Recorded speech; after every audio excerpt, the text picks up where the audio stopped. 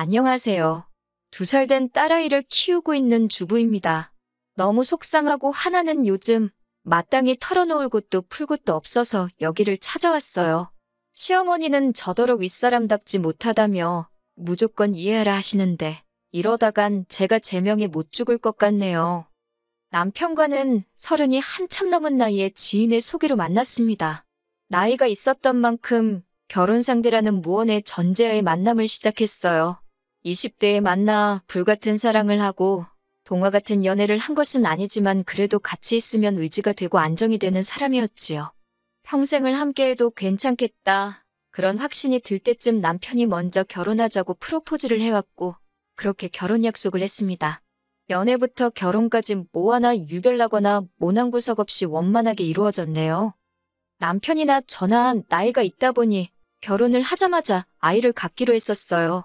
신혼을 즐기고 싶은 마음이 아예 없던 것은 아니지만 그런 여유를 부릴 상황이 아니었지요. 그런데 솔직히 금방 생길 줄 알았던 아이가 1년이 지나도록 생기질 않더군요. 몸에 좋다는 것도 챙겨 먹고 운동도 규칙적으로 하고 잠자리도 날짜에 맞춰서 했을 만큼 저희 선에서 할 수 있는 건 다 했던 것 같아요. 하지만 어쩐 일인지 도통 소식이 없대요. 속이 까맣게 타들어가는 것 같았지요. 결국 저와 남편은 상의 끝에 병원을 찾았습니다. 사실 저는 진작부터 병원에 가고 싶었는데 남편은 영 내켜하질 않았어요. 별다른 이유가 있는 것은 아니라면서 그냥 조금만 더 우리끼리 노력하면 생기지 않을까, 이번엔 생기지 않을까 그런 식으로 미루더군요. 그런 사람한테 계속 병원에 가자고 하는 게 왠지 자존심도 상하고 그래서 저도 남편이 하자는 대로 맞춰줬던 거지요. 아무튼 결국 결혼한 지 2년 만에 병원을 찾게 되었는데 그곳에서 저도 남편도 생각지 못한 소식을 듣게 되었습니다. 저희 2사람 다 문제가 있었더군요. 저는 저대로 자궁이 약했고 남편은 남편대로 정자수가 부족하답니다. 생각지도 못한 당혹스러운 이야기였고 저도 남편도 감히 서로를 탓할 수 없는 상황이었네요.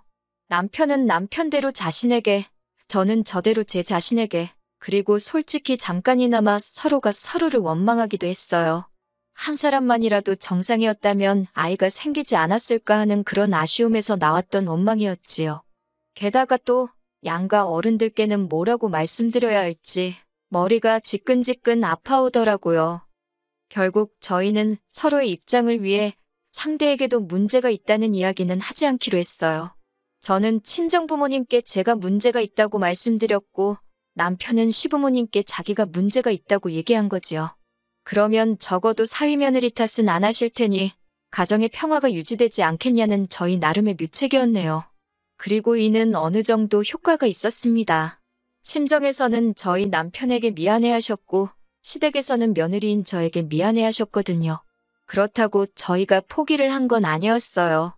병원에서도 아예 가능성이 없다고 한 건 아니니까 계속해서 노력을 했지요. 한편 저희가 한창 마음고생을 하던 그때 시댁에서 좋은 소식이 들려왔습니다. 남편에겐 6살 어린 이제 막 30대가 된 신우가 있었는데요. 그 신우가 결혼을 한다더군요. 좋게 말해서 천방지축이지.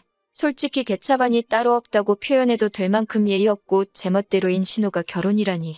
게다가 제가 알기로는 신우는 대학 졸업 후 단 한 번도 자기 손으로 돈을 벌어본 적이 없었습니다.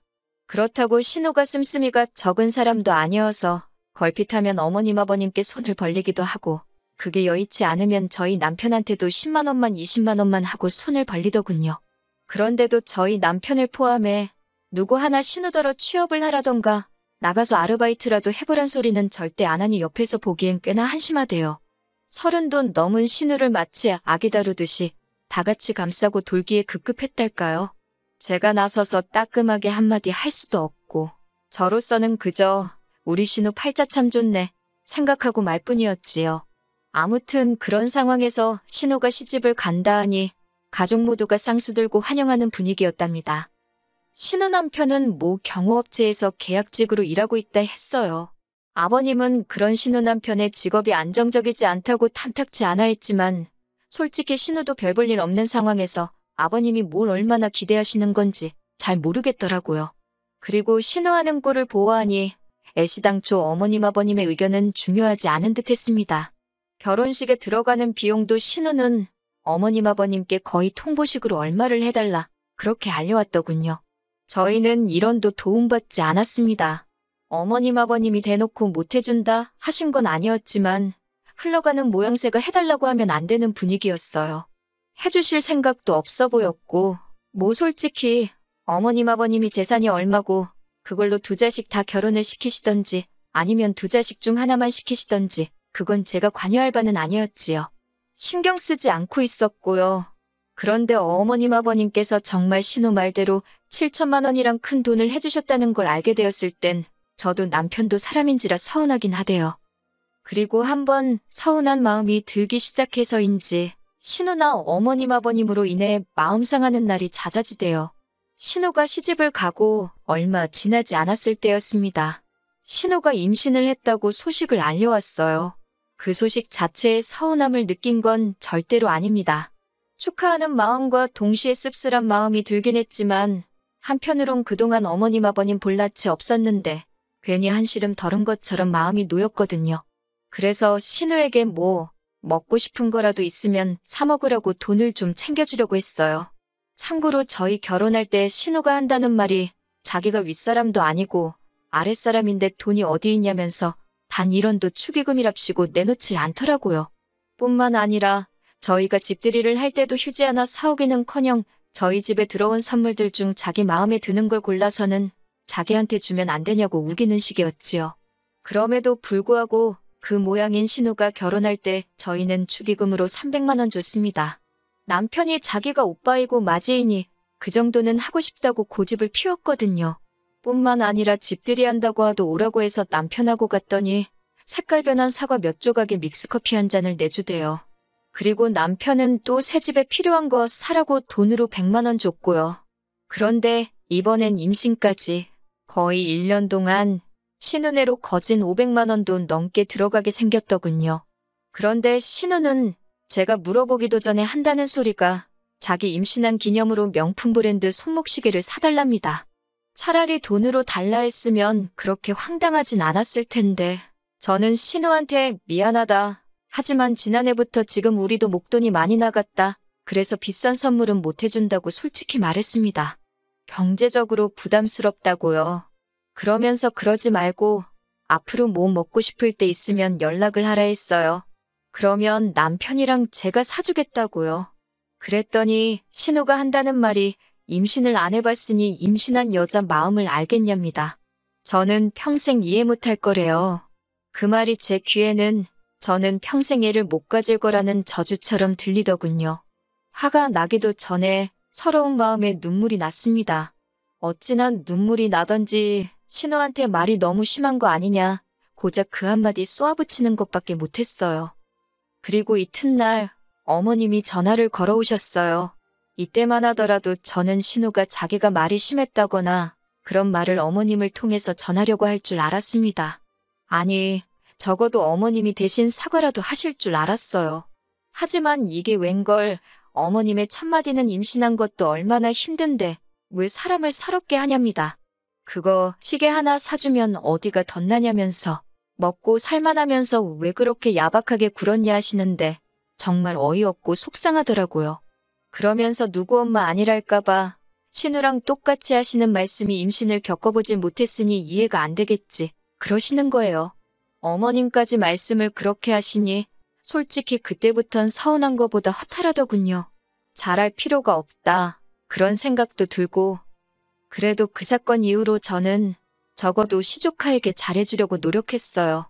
신우가 신우 남편과 외출을 한다고 시조카 좀 봐달라고 하면 군소리 없이 봐줬고 시조카는 너무 어려서 기억을 못하게 뻔했지만 옷이며 신발이며 많이 사줬지요.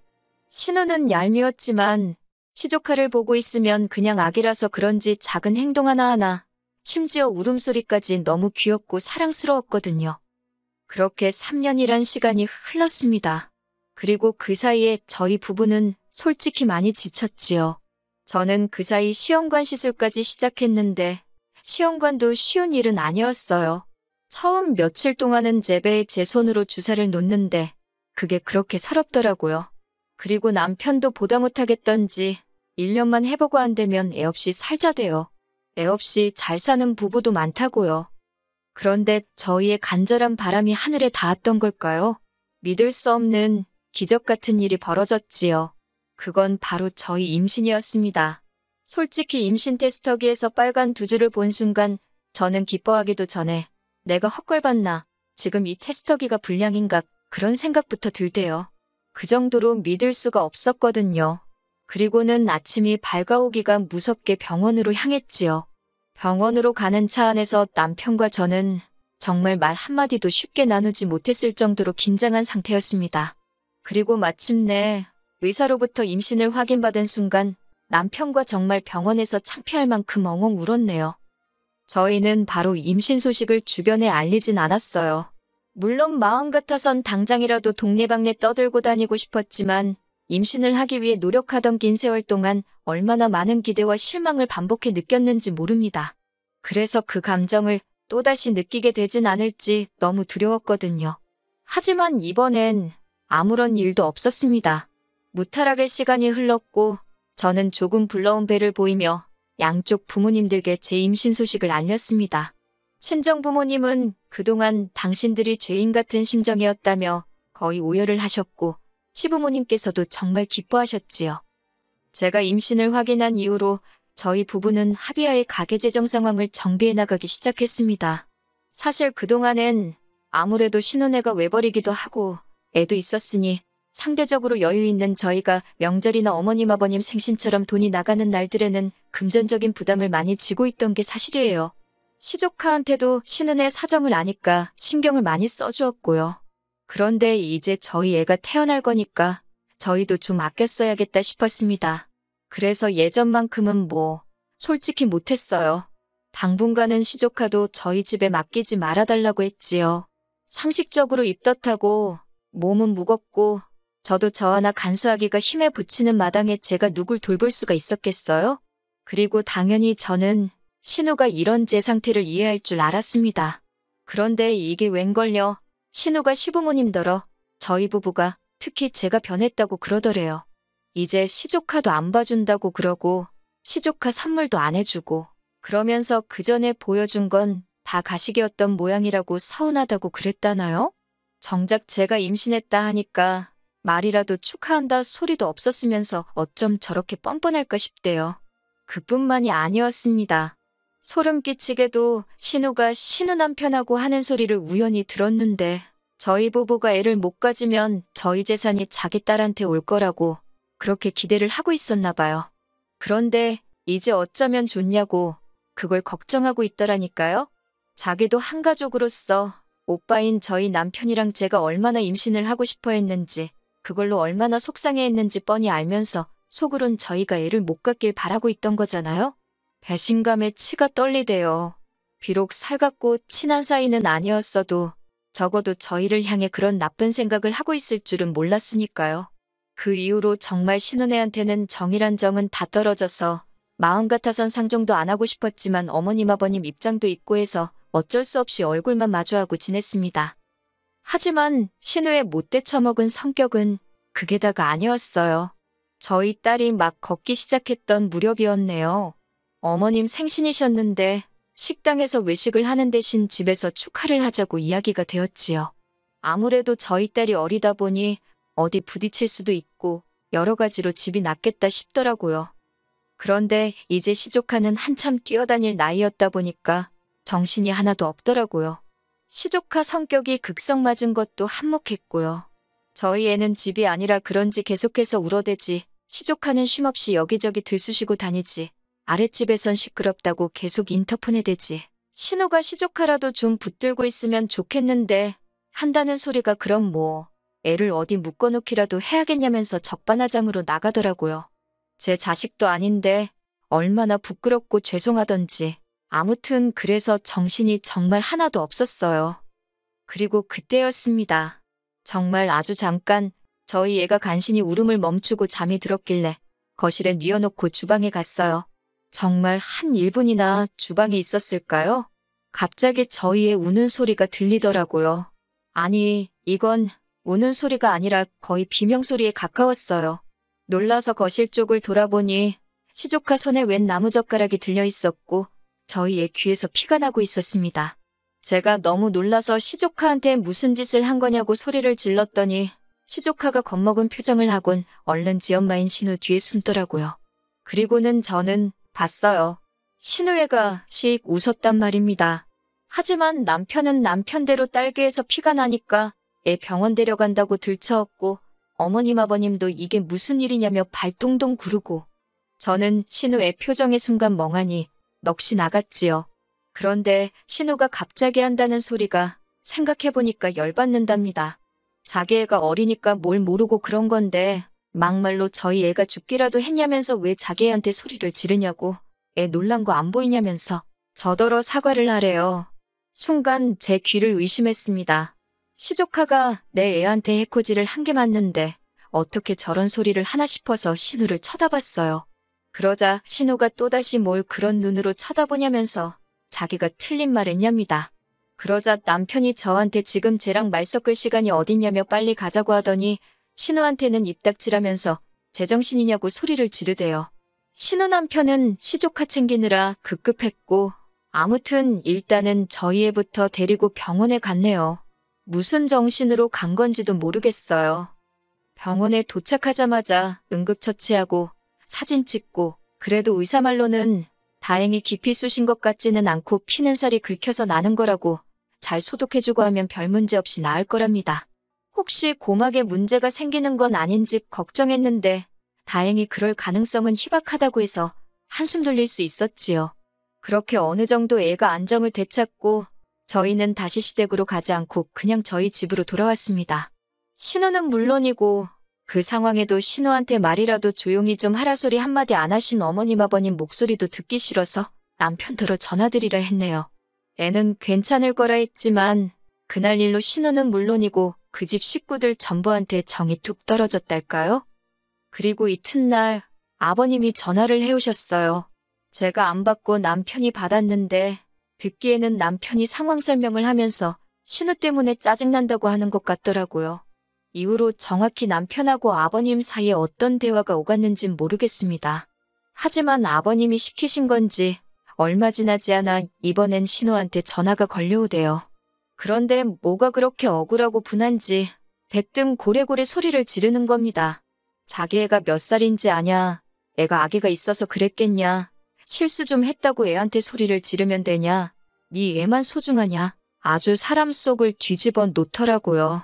결국 듣다 못한 제가 나이도 어린 게 아주 귀여울라도 유분수지 한 번만 더 그따위로 짓거리면 쫓아가서 머리털을 다 잡아 뜯어 놓을 줄 알라 했어요. 그리고 시조카 데리고 어디 가서 검사라도 받아보라고 소름 끼친다고 해버렸지요. 그랬더니 신우도 어쩌고저쩌고 떠드는데 그냥 먼저 전화를 끊어버렸습니다.